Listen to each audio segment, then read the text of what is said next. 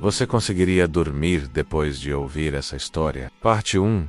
A Casa do Sussurro. Sempre há uma casa em toda cidade pequena onde as crianças não brincam. A casa onde as janelas parecem olhos vazios e os degraus rangem como ossos quebrando. É nosso castle. Essa casa ficava na Rua dos Cedros. Marrow 47. Abandonada há mais de 50 anos. Ninguém se aproximava menos, nem mesmo os cães. Quando eu era criança, meu avô costumava me avisar: nunca olhe para aquela casa à noite.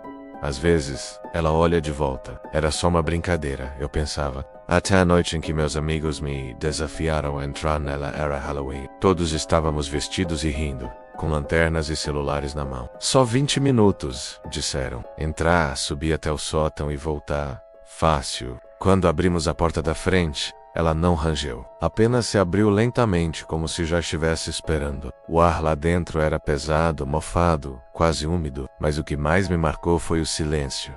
Um silêncio tão espesso que abafava nossos passos. Subimos as escadas lentamente. No segundo andar, passamos por uma porta entreaberta. Lá dentro, um berço vazio balançava sozinho, e as paredes estavam cobertas com desenhos infantis. Rabiscos grotescos de figuras de olhos negros e bocas abertas em gritos. Deve ter sido alguém tentando assustar os outros, menos murmurou Felipe. Mas ninguém respondeu, porque naquele momento, todos ouvimos o mesmo som, vindo do andar de cima. Tocam, tocam, tocam passos lentos, mas não era o barulho de pés comuns. Era como algo com garras arranhando a madeira entre um passo e outro. Tentamos rir. Fingi que era só o vento ou algum animal. Mas então, uma voz sussurrou do nada, quase como se estivesse dentro da nossa cabeça.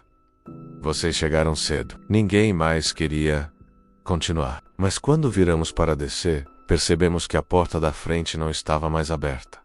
Na verdade, parecia que nem existia, como se nunca tivesse havido uma saída. E aí veio o grito. Um grito que não vinha de um dos nossos amigos. Era antigo, rasgado, feminino, e vinha do sótão. Parte 2. O sótão vivo. O grito ecoou por toda a casa como um trovão preso entre paredes. Meus joelhos quase cederam. Felipe segurou meu braço com tanta força que deixou marcas, mas ninguém conseguia se mover. Era como se a casa estivesse nos observando e decidisse o que vinha a seguir. Isso foi uma gravação, né? Disse Juliana, a mais cética do grupo. Mas a voz que respondeu não foi de nenhum de nós. Venham ver o que deixaram para trás. Vinha do chim. Do sótão. Felipe, talvez para provar que era o mais corajoso, começou a subir a escada estreita e coberta de poeira que levava ao sótão. Cada degrau que ele pisava estalava como se estivesse sendo esmagado. A porta no topo estava trancada com um trinco antigo, mas ela simplesmente se abriu antes que ele a tocasse. Espera, gritei, mas era tarde. Ele já estava lá em cima. O resto de nós o seguiu, devagar.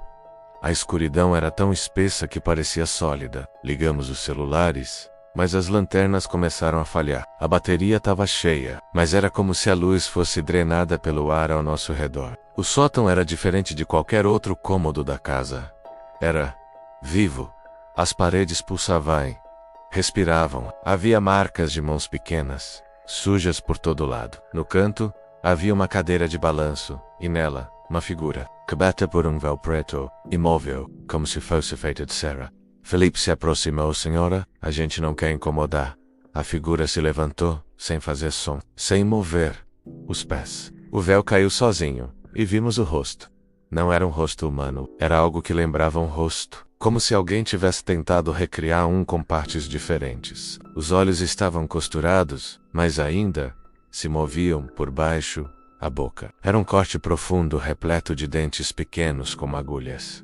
E então, ela falou: meus filhos voltaram. As luzes se apagaram de vez. Alguém gritou. Corremos escada abaixo, tropeçando uns nos outros. Mas não importava para onde corríamos, os cômodos mudavam. O corredor levava à cozinha, que agora era um quarto. A porta da frente dava para o porão, e o sussurro dela nos acompanhava por toda parte. Vocês vão ficar... Parasite. Parte 3.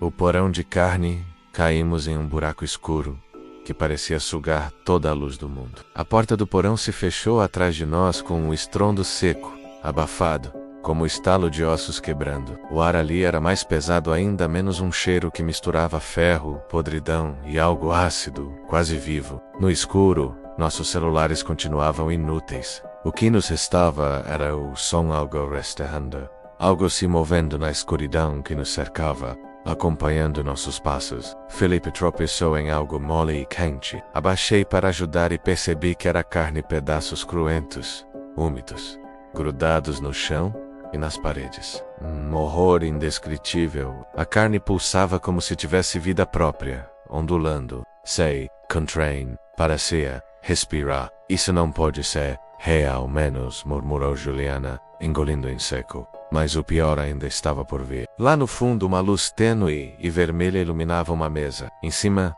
havia uma coleção de ossos, pedaços de roupa e fotos. Fotos nossas, recortadas, antigas e novas, espalhadas pelo que parecia um altar macabro. E em cima do altar, algo que nos congelou o sangue.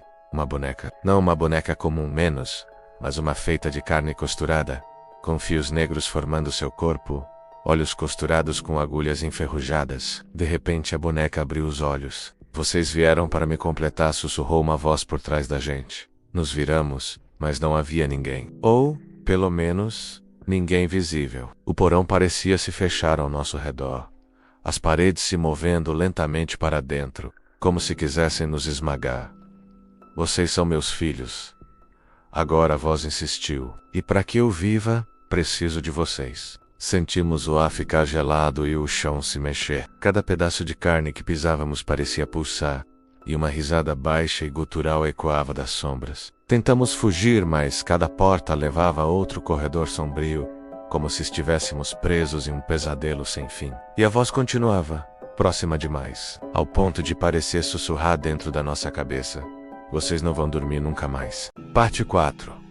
A noite sem fim e o desespero tomou conta de nós enquanto caminhávamos por corredores que pareciam se multiplicar. Cada passo era acompanhado por sussurros, risadas e aquele som estranho de carne, se esticando e se contraindo menos, como se a casa estivesse viva. Finalmente, achamos uma porta que parecia diferente.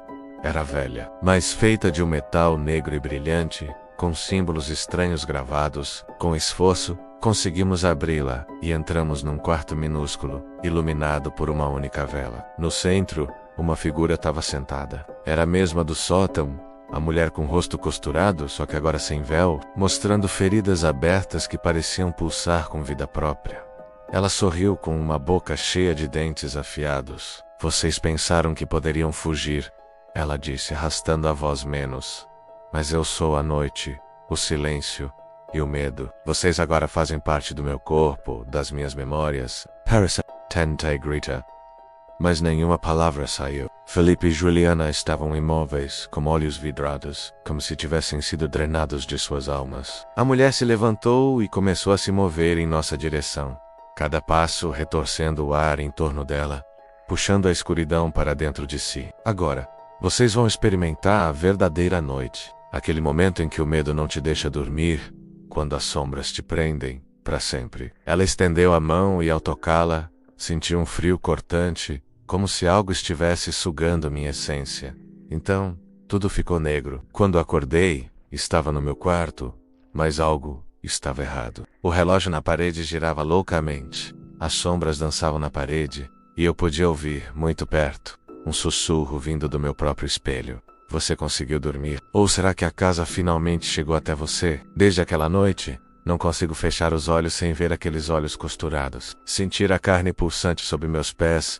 Ouvir os passos lentos que vêm me buscar. E você, depois de ouvir essa história, você conseguiria dormir? Se você teve coragem de ler até aqui, não esqueça de se inscrever no canal, deixar seu comentário contando se conseguiu dormir depois dessa história, e compartilhar com alguém que precisa sentir um pouco de medo hoje. Até a próxima. Se você conseguir dormir.